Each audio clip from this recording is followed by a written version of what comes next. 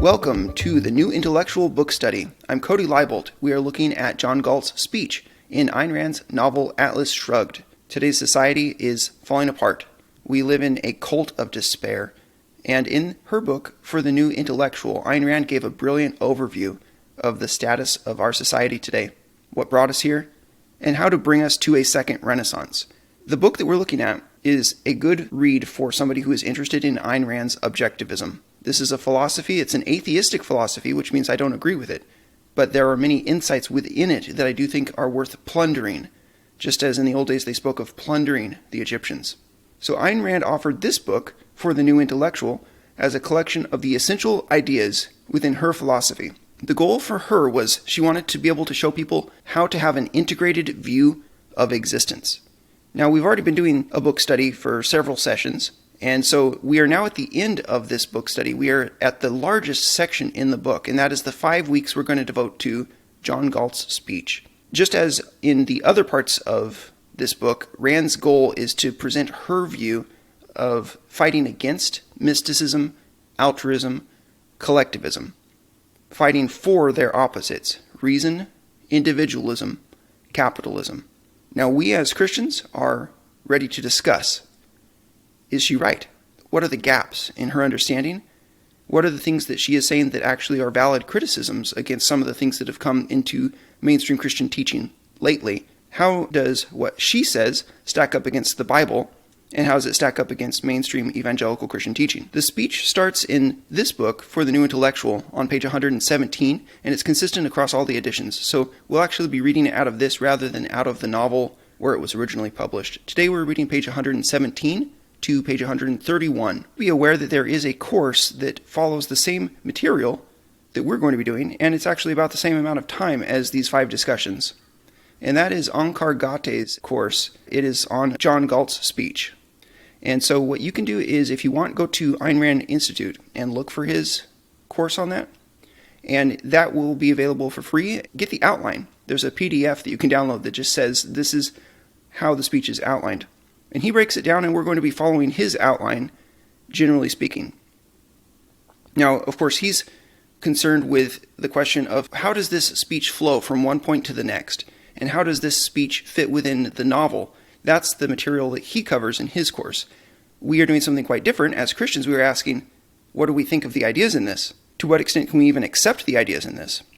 So we have a different task than Gate did. But I will rely on his structure. So he divides the speech into an introduction, which is about 4 pages, and then he says there's part 1, 2, and 3. Part 1, the morality of life. Part 2, the morality of death. And then part 3, your choice is either the morality of life or the morality of death. So that's how he understands the speech being divided.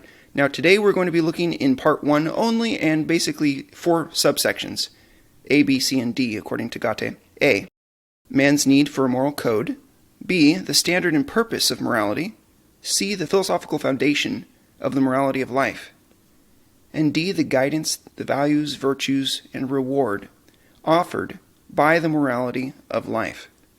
If you've been following us through the Objectivism book study, the material in this section will be highly familiar because this is, in a short 15 pages, a summary of the entire Objectivism book study. Or it's a summary of everything Leonard Peikoff said in Objectivism, the Philosophy of Ayn Rand. In 15 pages. So it's highly condensed, but it's useful from the point of view of doing what Ayn Rand set out to do, which is to provide man with an integrated view of all of these things. In Ankar Gate's presentation, something that he mentioned was there is not one point in this speech that is not concretized in the novel. So one thing that I want to point out is that there is a novel, Atlas Shrugged, which has its own theme, which is the role of the mind in human life. There is also a plot and a plot theme, the men of the mind going on strike. And so when we look at the speech, we have to understand that this is part of a story. And Greg Muse, you are a writer of fiction, and you pointed out to me that one of the things that Ayn Rand purposely did in this is, even though it was exposition, 75 pages worth of speech, Ayn Rand intentionally made sure that there was still conflict within it, so that there would still be drama within it. Did you have anything you wanted to share from that point of view? Something I've learned with writing fiction is when I first started writing, I like to write science fiction, and I have several books on Amazon and a few short stories. One thing that I was told when I started writing fiction was, stay away from long speeches, stay away from trying to have a lot of philosophy, be very careful with having a story with a message. And I've actually heard some people try to say, hey, your story, it shouldn't be about preaching at people, it shouldn't be about, a message, it just be about an enjoyable story. But when I read what Ayn Rand had to say, she said the opposite on some of those points. So she said, hey, your story should have a message, it should represent something. If you have aliens invading the Earth, those aliens should represent something. Maybe they represent communism, or maybe they represent some threat that people would have a psychological relationship to, but they should represent something. Like the dragon, in a story represents, a huge problem. The one rule I've noticed that even Ayn Rand was very conscious of was making sure there's conflict throughout a story.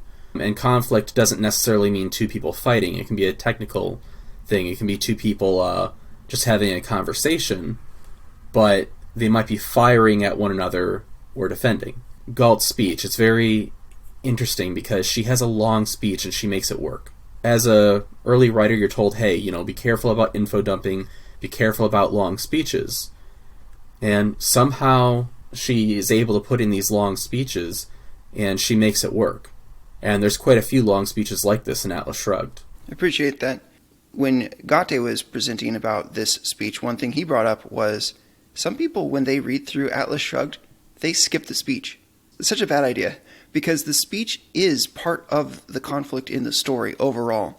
So how does the speech fit into the story? And I'll just summarize Gate's position. He asks this question: why does John Galt give this speech at this point in the story, and who is he really talking to? He's not just talking to, say, Dagny Taggart, or he's not just talking to the bad guys in the story. He has really nothing to gain from trying to give a speech that looters and moochers will hear.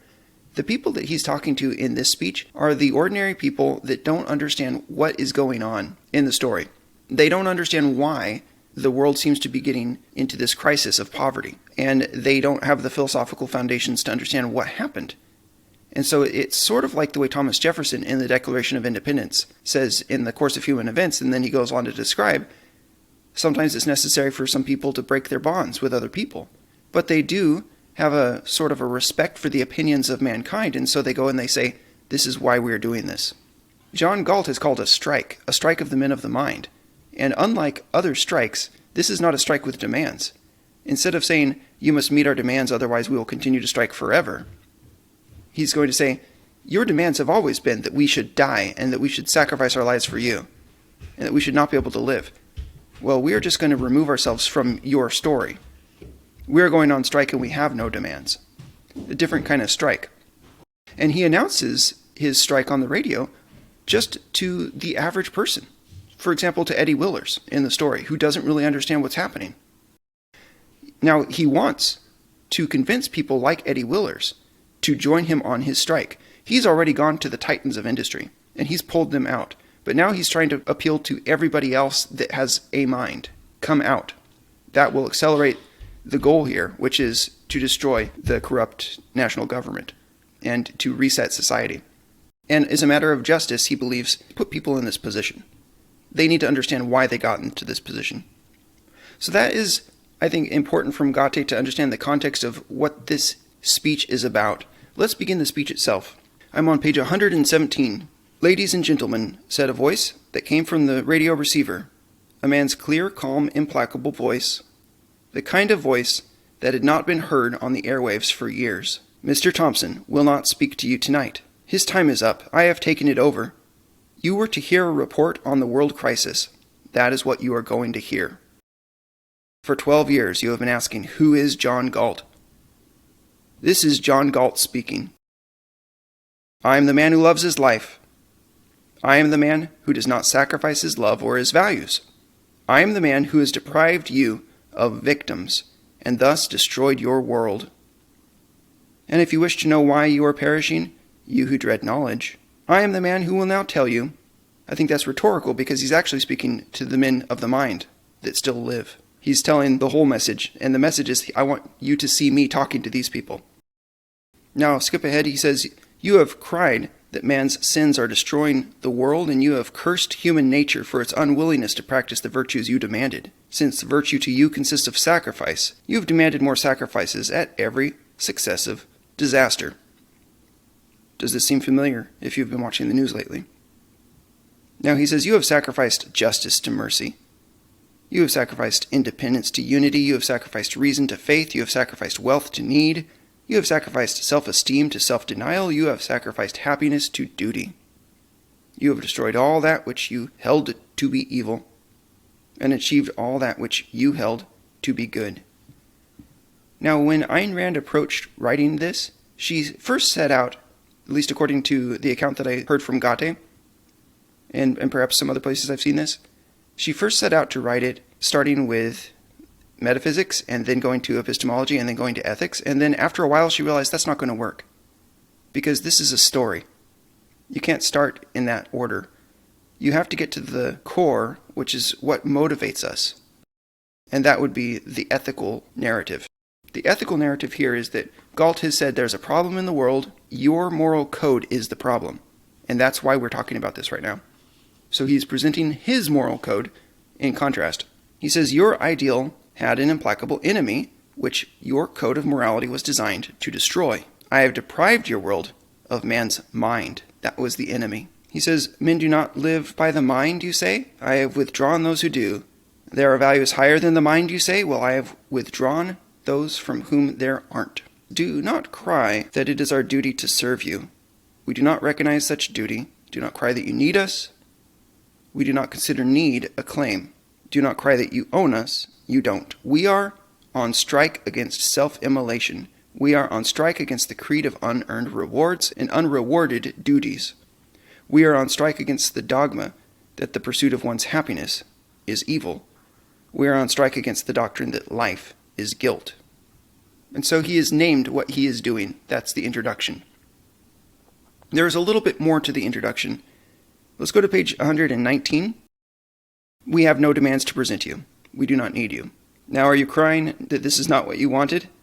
You moral cannibals, I know you've always known what it was that you wanted, but your game is up because now we know it too. You went on crying that your code was noble, but that human nature was not good enough to practice it. And no one rose to ask that question. Good? By what standard? So we have the by what standard thing, the thing that we see from Van Tillians. There's nothing wrong with asking about presuppositions. That's not the thing that we have against the Van Tillians. You wanted to know John Galt's identity. I am the man who has asked that question. When I first read this speech 18 years ago or something like that, I didn't understand what he was saying. You wanted to know John Galt's identity. I am the man who has asked that question. Left me thinking, what do you mean? But if you skip ahead, in the pages that follow, he talks about what it means to be a living creature, and especially what it means to be a man.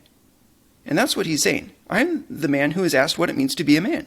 Now he says, your moral code has reached its climax, the blind alley at the end of its course. If you wish to go on living, what you now need is not to return to morality, you who have never known any, but to discover it.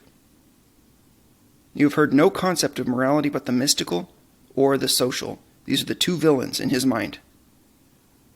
The mystical morality and the social morality. And by mystical, he typically is referring to religious morality, but religious morality separated from the mind, in a way that I would agree with his criticism. People had prostrated themselves either to a supernatural power or to the whim of society. As a Christian, I think, uh-oh, what's he saying here? To serve God's purpose or your neighbor's welfare. Your pleasure, you have been taught, is to be found in immorality. Your interests would best be served by evil, and any moral code must be designed not for you, but against you. Not to further your life, but to drain it. And he says, for centuries, the battle of morality was fought between those who claimed that your life belongs to God and those who claimed that it belongs to your neighbors. And no one came to say that your life belongs to you and that the good is to live it. His understanding, the morality of Christianity or other religions, is telling you to live for somebody else. Now, I don't think that that's what the morality of Christianity is. And if you've listened to what we do at ChristianIntellectual.com, you're familiar with our arguments for why. You can see that in our playlists on YouTube about Christian egoism. But as we read this, we do come across several potshots at Christianity Just need to acknowledge that that's what we see here. So often it's been the case of being told you have to surrender your values for the sake of the collective welfare of your society, and that's sort of a Marxist approach.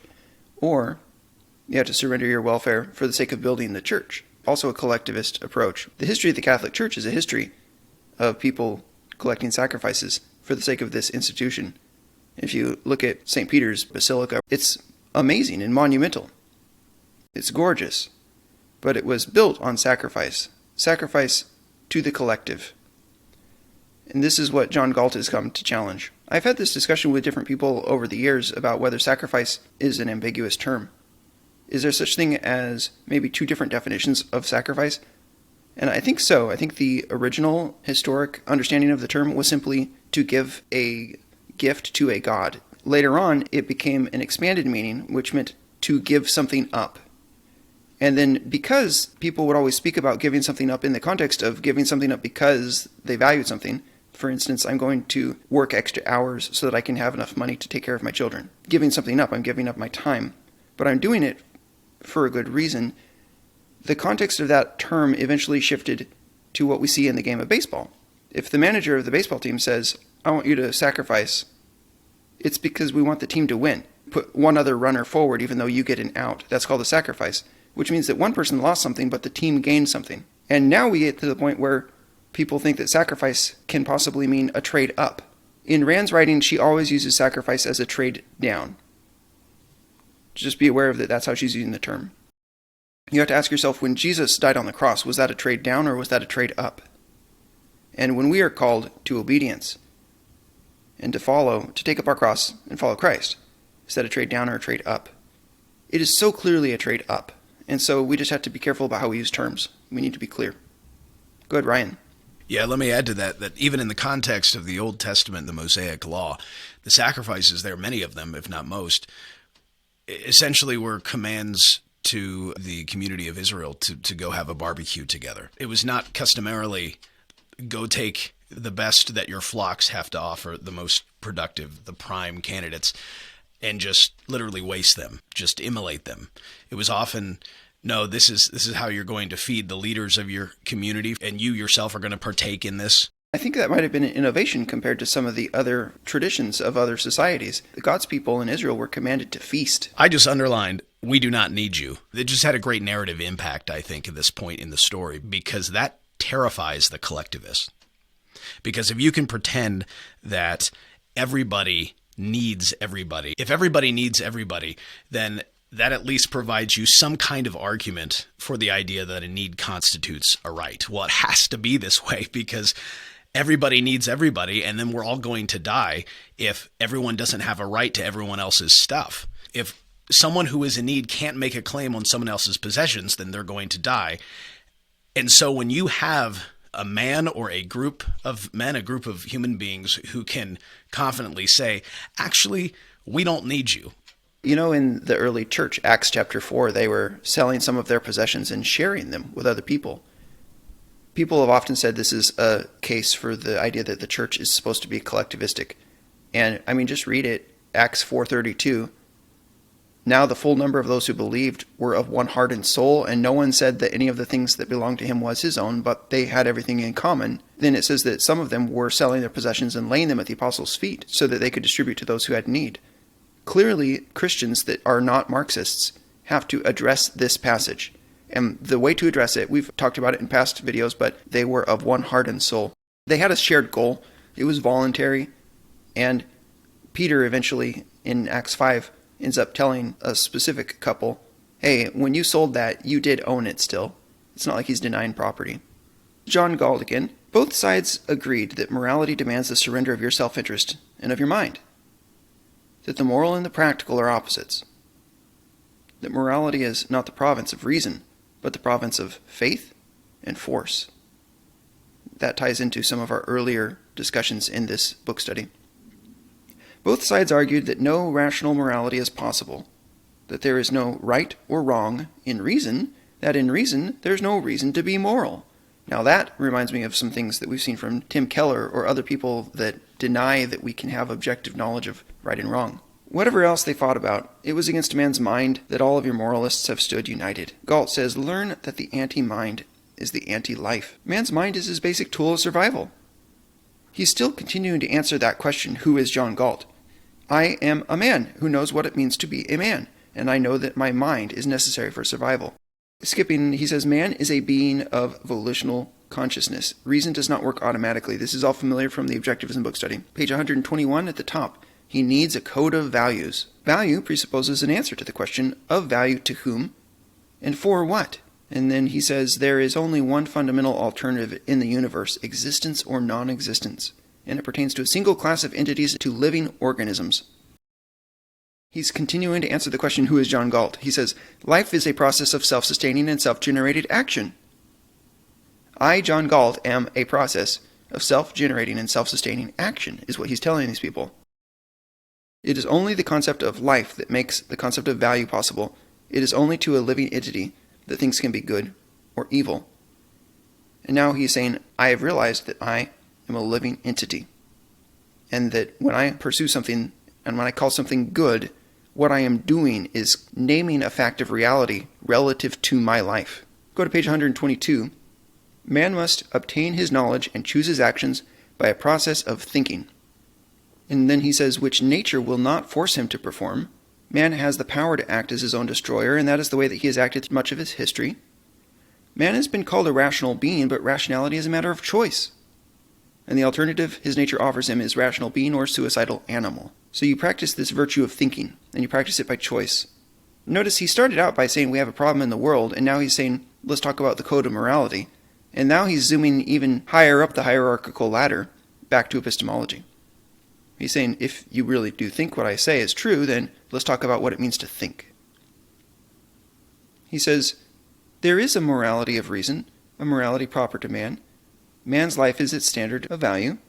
All that which is proper to the life of a rational being is the good. All that which destroys it is evil. Man's life, as required by its nature, is not the life of a mindless brute, of a looting thug or a mooching mystic, but the life of a thinking being. And he also heads off one of the objections that people raise when they say, oh, you're just a Nietzschean egoist, a subjectivist, brutish egoist. He says, it's not survival at any price, since there's only one price that pays for man's survival, reason. So his concept of how to live, his concept of a right moral code, is rational egoism. Rational egoism. Because he thinks that this is egoism for a man, and that man is the rational being, so it must be the kind of egoism suited to man's nature. It must be rational. Man's life is the standard of morality, but your own life is its purpose. He distinguishes between a standard of morality, man's life. The purpose of morality, your own life. Since life requires a specific course of action, any other course will destroy it. A being who does not hold his own life as the motive and goal of his actions is acting on the motive and standard of death. Here he's using that principle from logic. It's either A or not A. Such a being would be a metaphysical monstrosity, struggling to oppose, negate, and contradict the fact of his own existence. As we look at this picture that John Galt is saying, this is the ideal. This is what we ought to strive to. This is the kind of approach that Jesus Christ has and expressed during his life on earth. What we're looking at is a rational way of living.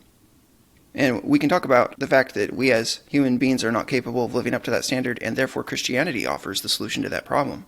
We still need to ask ourselves, what is it that Christianity restores us to? And I think that that's one of the values of natural theology or of philosophy, and of what Galt is saying here. If you just look at the nature of what we are, that gives us clues about what we are called to be as we are restored. When I look at Atlas Shrugged, one part of the book is really interesting in this regard. We have this portion where Dagny Taggart goes to the valley, and without giving it away for those who have not read the book, basically you have this valley with very protective people, and this valley is hidden away. So you have, one person might have a farm, another person might have, might be like a blacksmith, and another person might be mining ore. But you have these very productive, very capable people who said, you know what, we're going to go away from, the corrupt socialist society, basically the Soviet Union, but in America. He said, we're going to go away from that. We're going to have, this little oasis where men can be free. And throughout that whole portion, you see this kind of almost Edenic world where you have, some natural resources, but you have, men being productive, men and women using their minds and choosing to create. What people choose to do with their day is their choice, and each man, provides the bread for his own table. You see in that picture this way that man is designed to be, the way that man ought to be, a free agent who is productive and does create things, steward and build the world around him. Thank you for sharing that, Greg. That helps us see the purpose here. What is life on Earth supposed to be? So page 123, Galt says, happiness is the successful state of life. Pain is an agent of death. Happiness is the state of consciousness which proceeds from the achievement of one's values. By reality and the nature of life, every man is an end in himself. He exists for his own sake, and the achievement of his own happiness is his highest moral purpose. We've discussed egoism in detail. You can see how we would approach this. We would also want to point out that there is no happiness outside of God, but that to say that you love God is to say I. You have to say I first, and you have to say I love God. And when you say that I love God, you say I love him for me. That's what it means to love. That's not as complicated as a lot of people have tried to make it out to be. Go ahead, Ryan. An epistemology of biblicism and a morality of sacrifice really go hand in hand, because biblicism essentially is a rejection of that knowledge that is drawn from the natural world, and a morality of sacrifice is a rejection of the resources and materials of the natural world. At least that's how this morality of sacrifice is often practiced. It's that material goods are those things that need to be sacrificed, because most pathological altruists know they're not going to actually go commit suicide or just burn their cash in a parking lot or self-harm in other ways. That's what occurred to me when I was reading earlier, where he says a living entity that regarded its means of survival as evil would not survive. It reminded me of what I once heard an economist say about how private property is necessary for free trade. You can't have anything to trade if you don't own anything. And free trade is necessary for price discovery. You're not going to find out how much what you own is valued until you try to trade it. And price discovery is necessary for economic planning. You can't make plans if you don't know what you have. And economic planning is necessary for production, and production is necessary for life. And once you draw that out, it's so obvious. That's a brilliant way to express that idea. Appreciate that. In the middle of 123, Galt says, but neither life nor happiness can be achieved by the pursuit of irrational whims. So he's again tying to the role of the mind and some epistemological concepts. Just as man is free to attempt to survive in any random manner, but will perish unless he lives as his nature requires, so he is free to seek his happiness in any mindless fraud, but the torture of frustration is all that he will find unless he seeks the happiness proper to man. The purpose of morality is to teach you not to suffer and die, but to enjoy yourself and live.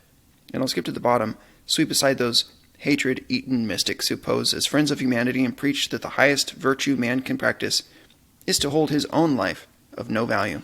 So he's made clear what he thinks virtues and values are for. They are for the individual man and his life. It is for the purpose of self-preservation that man needs a code of morality. He says, no, you don't have to live. It's your basic act of choice. But if you choose to live, you must choose to live as a man, by the work and the judgment of your mind. No, you don't have to live as a man. It's an act of moral choice. But you cannot live as anything else, and the alternative is that state of living death, which you now see. Then he goes on. He says, no, you don't have to think. It is an act of moral choice, but someone had to think to keep you alive. You default on existence, and you pass on the deficit to some moral man if you live without living by your mind and productivity. Toward the bottom of the page, we, the men of the mind, are now on strike against you in the name of a single axiom, which is the root of our moral code, just as the root of yours is the wish to escape it. The axiom that existence exists. And now, so finally, several pages into this speech, we get to metaphysics. We get to the axioms. Existence exists, he says. And the act of grasping that statement implies two corollary axioms. That something exists, which one perceives, and that one exists possessing consciousness. Consciousness being the faculty of perceiving that which exists. I imagine this was a difficult challenge for Rand as a fiction writer to figure out how you can make these propositions within a dramatic context. But the way that she did it is she traced it back. Why do you need this? We have a crisis in the world and the economy. We have a crisis in our moral code, in our approach to thinking, and in our understanding of the very basics. That's how far this problem goes. Top of 125. He talks about these axioms, existence and consciousness. You cannot evade them. They're implicit within all of your knowledge of anything. And then he says, well, to exist is to be something. So think about it. To exist is to be something distinguished from the nothing of non-existence. It is to be an entity of a specific nature made of specific attributes. Another axiom is identity. So he says, A is A. A thing is itself. You have never grasped the meaning of this statement from Aristotle. I am here to complete it. Existence is identity. Consciousness is identification. Simple, when you think about it that way. Quite helpful. We could tease out the implications there, but let's move forward. Whatever you choose to consider, be it an object, an attribute, or an action, the law of identity remains the same. A leaf cannot be a stone at the same time. It cannot be all red and all green at the same time. It cannot freeze and burn at the same time. A is A. Or, if you wish it stated in simpler language, you cannot have your cake and eat it too. And that's the problem that was destroying the economy in the story, is everybody was trying to have their cake and eat it too. They were trying to say, well, there's no reason why we have to pay attention to the facts of reality. We can just tell people that they have to do this, and then they'll just do it. We make reality. And his point here is no, we don't. So he says, are you seeking to know what is wrong with the world? All the disasters that have wrecked your world came from your leader's attempt to evade the fact that A is A. All the secret evil you dread to face within you, and all the pain you've ever endured, came from your own attempt to evade the fact that A is A. So he's a person of honesty, and that's what makes him different. Greg points out, people today will often use this term, my truth, and that is indicative of the postmodern mindset, antithesis of what Galt is saying, where there is simply the truth. Man cannot survive except by gaining knowledge, and reason is his only means to gain it. Reason is the faculty that perceives, identifies, and integrates the material provided by his senses. All thinking is a process of identification and integration. That is, you look at the individual observations, and then you consider them in light of one another. Observation and then integration. In his words, identification, then integration. Top of 126. Through this process, the work of his mind consists of answers to a single question: what is it? That childlike sense of honesty that simply says, I want to know what it is. That is the moral approach to living. Logic is the art of non-contradictory identification, he says. A contradiction cannot exist. Reading this as a young person, I just realized there is so much in here that I don't understand what he's saying. What are the implications of this? But if you've listened to our previous book studies or our podcast at ChristianIntellectual.com, you'll understand what this means in the context of all the other things that we've been talking about. Why do we need this?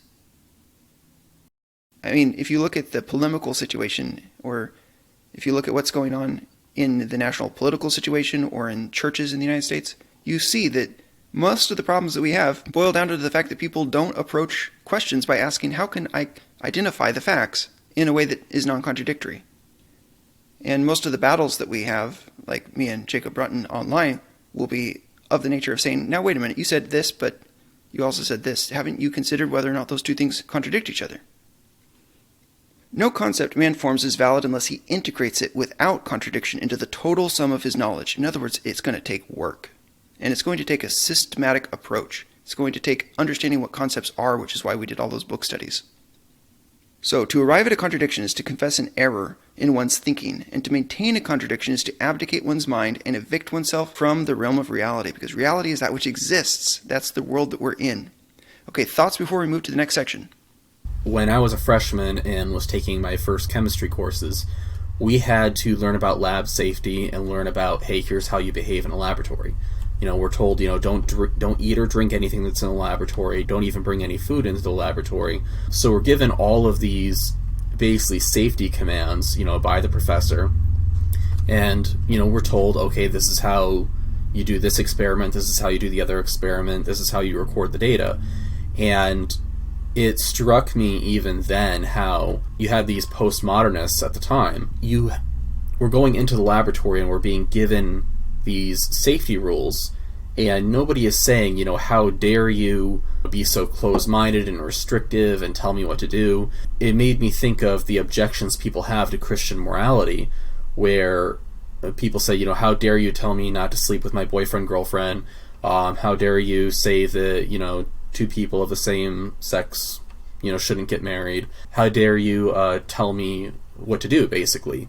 Yet that's exactly what a professor does in a laboratory, is says, hey, this is how you behave in a laboratory, and the purpose of that is to preserve life and also to preserve truth. The data is accurate and that you have integrity with that. We can walk out of the laboratory safe without burning yourself. And it just amazed me that nobody ever said to the professor, hey, how dare you be so restrictive in your morality? When we're dealing with the practical world, we do not really have the option to not be reality-oriented.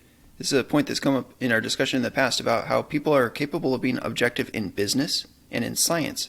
But when it comes to the humanities, when it comes to philosophy, people have a more difficult time because you're dealing with more abstract level rather than something that you can immediately see cause and effect. Marxism has an effect, but it's not the same as the effect of sticking your hand on a burner. Ryan had brought up this point in what I was saying earlier about how the axioms seem difficult to connect to our life today. Except for, could you tell us about that? These axiomatic concepts seem so basic as to not warrant discussion and study. And yet we live in an age when the masses question those axiomatic concepts. When I preach, I say we live in a time when the foundations are being stripped mined. In a time like that, suddenly these questions are incredibly relevant. We just saw this phenomenon with the past couple years in which the government attempted to become much more tyrannical than it had in the past, and suddenly Protestant resistance theory was a new interest of study for all the reformed circles.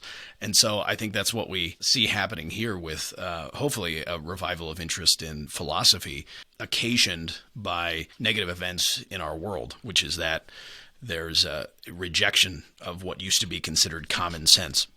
This is another illustration of the fact that thinking comes as a need to us because of problems.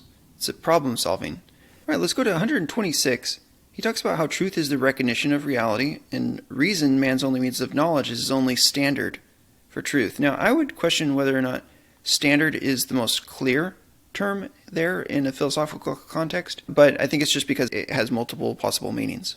In one sense, you could say that there's a source of truth, like the world is a source of truth. Also, God's word to us is a source of truth, and they're equally authoritative because they have the same author. If by standard what he means is method, then yes. The method that we must follow in order to obtain truth is following reason. And he's going to talk more about what that means, more about what reason is. He points out here, just as an aside, the most depraved sentence you can now utter is to ask whose reason. The answer is yours. You can't just say somebody else's reason, because what we're talking about here is that you have responsibility over your life. You're the one making the choice, so it will have to be your reason that makes the choice, contra the preceptors. So he says, your mind is your only judge of truth. And if others dissent from your verdict, reality is the court of final appeal. He says, a process of reason is a process of constant choice in the answer to the question true or false, right or wrong. A rational process is a moral process. There is no greater, nobler, or more heroic form of devotion than the act of a man who assumes the responsibility of thinking. Middle of 127, thinking is man's only basic virtue, from which all the others proceed. It's quite a contentious claim. A lot of people today would say, well, feeling is the virtue, compassion is the key virtue, love is the key virtue. He says that thinking is.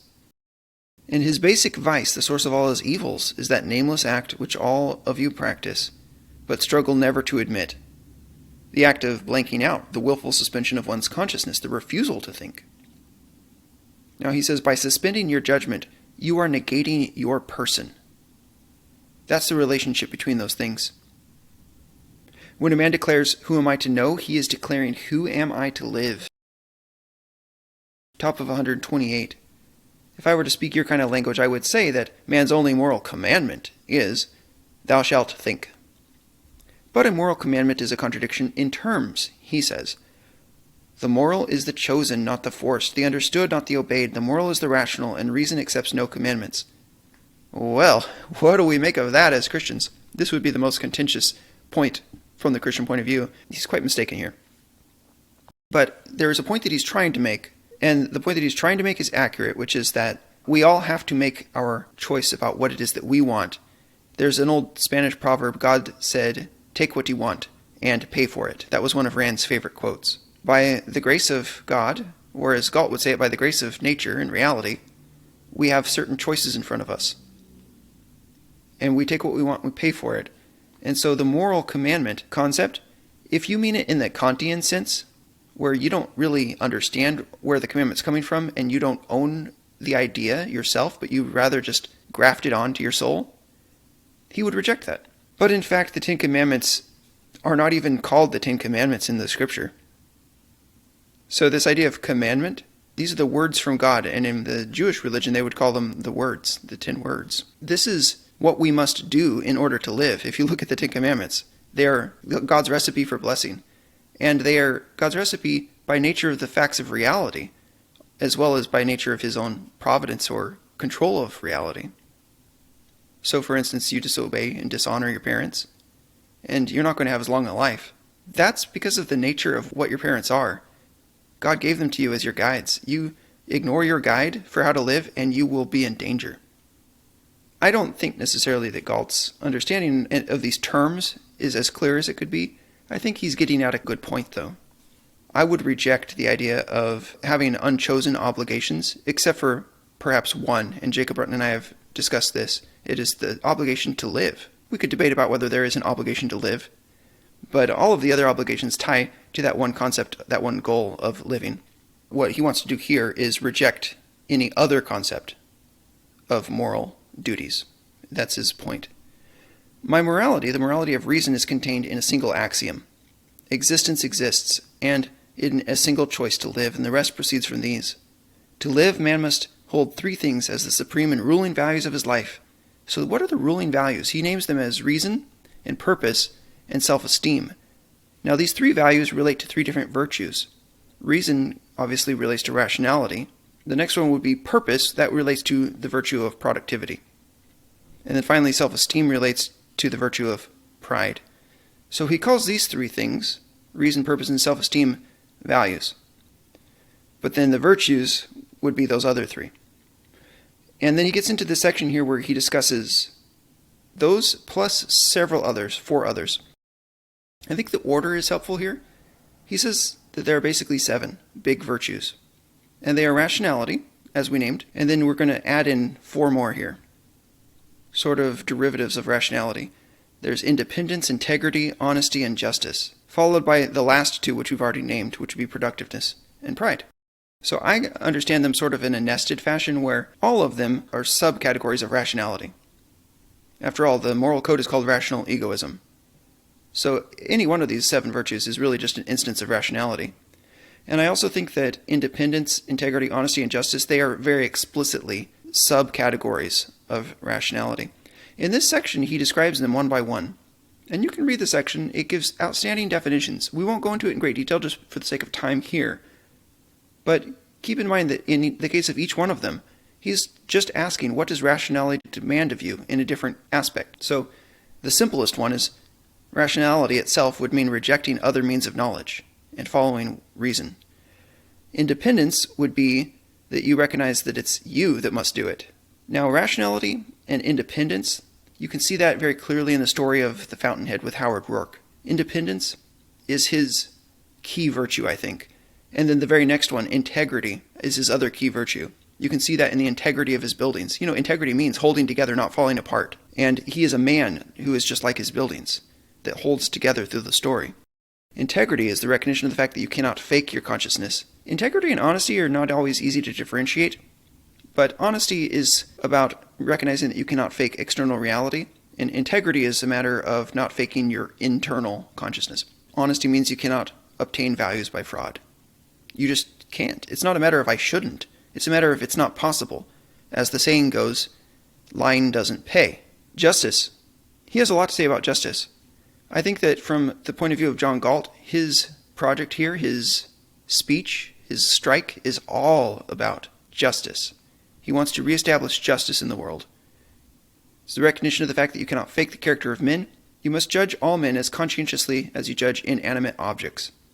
In other words, your needs are not a claim on me. Every man must be judged for what he is and treated accordingly. You cannot withhold your contempt from men's vices. That would be counterfeiting. Top of 130, only the good can lose by default of justice. Only the evil can profit. He says that the act of moral bankruptcy is to punish men for their virtues and to reward them for their vices. This is what he hates most in the whole world, so much so that he says that that represents the collapse to full depravity, the black mass of the worship of death. And that is what he wants to put an end to. That is why he walked out of the factory at the 20th Century Motor Company. That is why he made a decision that he was going to devote his entire life to basically being the vampire hunter with that stake and sticking it right in the heart. And the heart of that which he wants to kill is that morality of death. We've just discussed justice. Now let's go to productiveness, recognizing that you need to live and that you need to live by certain means and taking responsibility for it. And then pride. Now he has a lot to say about pride because I think that he sees himself as the man who obtained pride. When he asked that question earlier in the speech, he says, "Who is John Galt?" Well, I am the man who has asked that question. This is his complete answer. Who is John Galt? He says that pride is the recognition of the fact that you are your own highest value. And like all other of man's values, it has to be earned. He sees himself as the man who has recognized these facts and has actually gone and earned it. He must acquire the values of character that make his life worth sustaining. As man is a being of self-made wealth, so he is a being of self-made soul. Now, as Christians, especially Reformed Christians, we would say, well, we believe that God has sovereignty over everything. It extends to all the minutiae. Looking at that question, we'd have to say, God makes us. But what did God make? God made us as beings that make ourselves, because we do make choices. He did give us volition, and as Reformed thinkers, we don't deny that. Within the context that he means it here, I agree with him, that man is a being of self-made soul. His choices shape his future and his destiny. That is true. First precondition of self-esteem is that radiant selfishness of soul, which desires the best in all things. I have to talk about this with my kids all the time. They'll be reading a Bible study for kids, and it'll be a story about some selfish boy, and I'll say, when it's saying selfish, that could be confusing. And I'll say to them, do you think that it's good for me to love your mommy? Do I love her? And they'll say, oh yes, you do love her. And I'll say, do you think it's good for me to love myself? And they'll say, well, what does that mean? And I say, should I take care of myself? Should I value myself? Should I do the things that are good for me? And they're like, well, yeah, I guess so. I mean, of course you should love yourself. You're good. And so this is what you do. You tell your kids, this term selfishness, it's a suggestion from people to love yourself is bad. But what they're really talking about is not that. What they're really talking about is being grouchy. What they're really talking about is being bossy or pushy or trying to get your own way at the expense of somebody else. And so I just simply tell them, when they say selfishness, they really are meaning something different. I think that selfishness is confusing. I wanted to add, Jennifer says, pride, being the recognition of the fact that you are your own highest value, is a contentious statement from the Christian perspective. And I think what we need to realize is that in John Galt's perspective, there is no God. And so what would it mean? Is he going to say that Dagny Taggart is his highest value or that he is his highest value? That's the decision that he's looking at. From our point of view, I have to ask, is my wife my highest value? Is my own life my highest value? Is God my highest value? If I were to look at it in the metaphysical sense, God is more valuable than me, objectively. He's completely good, and I'm not. So I have no problem with that. But then even from the point of view of integrating my values, I have to say that in order for me to love God, I have to be alive. In order to experience God, I have to be alive. So there's a logical basis there of saying that my own life is my starting point for values, and that for me to say that God is my highest value is to say he is the highest value in my life. So there's not a contradiction there. I wouldn't go stand in a church and say, pride is the recognition of the fact that you are your own highest value. I wouldn't use Galt's words there. I would speak of it the way the Bible speaks of it. Go ahead, Greg, you had something. Me eating something healthy and going to the gym. So, this rational selfishness, as opposed to an irrational selfishness. So, God tells us in Scripture to take care of our lives and to steward our lives. This idea that a man would care for his own life, that's the premise of the entire book of Proverbs. Everything in Proverbs is about being able to have a life that is successful and that is properly stewarded. I mean, I grew up with this Kantian notion of everything in life is about others, it's about others, it's about others. And to think anything good about myself was, in my mind, a sin. So I could think bad things about myself only, and only good things about other people. And I think it's something that I still kind of suffer from to this day, because then I'm not objectively saying, hey, this other person's a jerk. Or saying, hey, you know what, I'm a smart person, and I can reason through this. Or, hey, look in the mirror and say, yeah, I am not perfect, but I am a good-looking guy. And being able to recognize those good things about myself is important.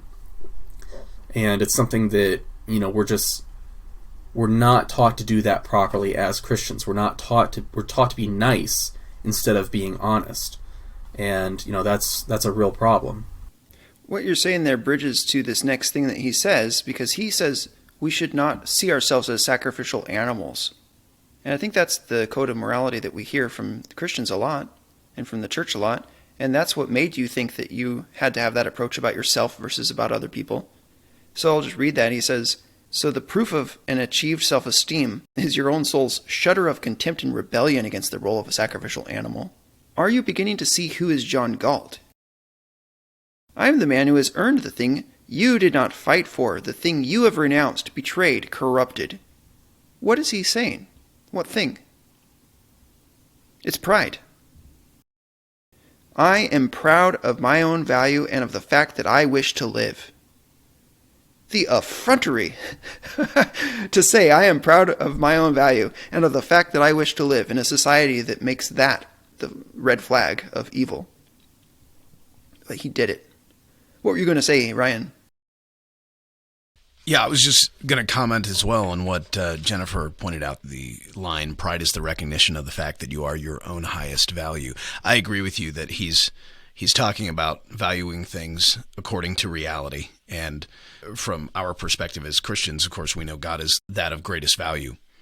I also think, is it possible he's also talking about each individual's responsibility to themselves? That is, not saying that he's talking about subjective value rather than objective, but that in a sense, to state it in a Christian way, God is going to hold us responsible for the outcome of our life more than he will hold anyone else. Unless we're talking about children whose well-being is held in trust by their parents, my own life, the outcome of my life is going to be on my shoulders, ultimately, or I should say how I conduct myself, regardless of circumstance. God is going to hold me responsible for that more than anyone else around me. And is it possible that in that sense he's saying, you need to be most concerned about the well-being, about the life you pursue, because you are the one who has your life to live, nobody else? It reminds me of something that Jacob Brunton said, you will not steward that which you do not value. And the main thing that you were given by God to steward is your own life. So we think about it from that point of view. God has given us jurisdiction of something, and that is the thing that he has told us to take care of. And our responsibility before God is the same thing as our responsibility to ourselves. They are coterminous. And that is contained in the Westminster Confession of Faith, which asks what is the, singular, chief end of man, which would be to glorify God and enjoy him forever. Those are a unified idea. Imagine if somebody came to my house as they were leaving, they said, I value you, but I don't really value the conversation, and I don't really value the food, and I don't really value the comfortable, beautiful house, but I value you. The conversation, the food, and the comfortable house were the means of expressing value. They were the means of us connecting together, and they were the means of the blessing that the person was supposed to receive. I think I'll close with this. Mark chapter 10, starting around verse 28. Peter began to say to him, see, we have left everything and followed you.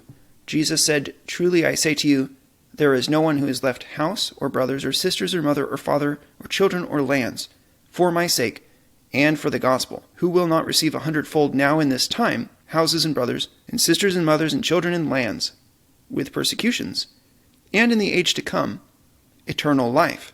But many who are first will be last, and the last first. So he's saying quite a bit there.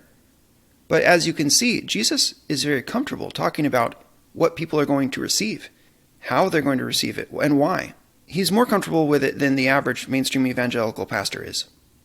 And if you go throughout Scripture looking at it from this point of view, what does the Bible say in the New Testament about promises and gain and reward? Treasure. And then you go back to the Old Testament in Deuteronomy, and what does it say about what you should do and why? See, I set before you life and death. You need to choose who you're going to serve. I guess that's in Joshua as well. FTNCI, ChristianIntellectual.com, exists for the purpose of reminding us of these truths. And there would never have been this podcast if we didn't read John Galt's speech and say, uh-oh, pull back a second. Christians have missed something. And it was evident in the Bible the whole time. It was evident in reality the whole time. So that's what our project is about. We are calling Christians to reevaluate whether they understand the Bible correctly by means of certain questions raised by this pagan thinker. Over the next 4 weeks, we'll continue to discuss John Galt's speech, and hopefully we'll be able to see why what he's saying matters to Christians. Thank you for joining us in this meeting of the New Intellectual Book Study.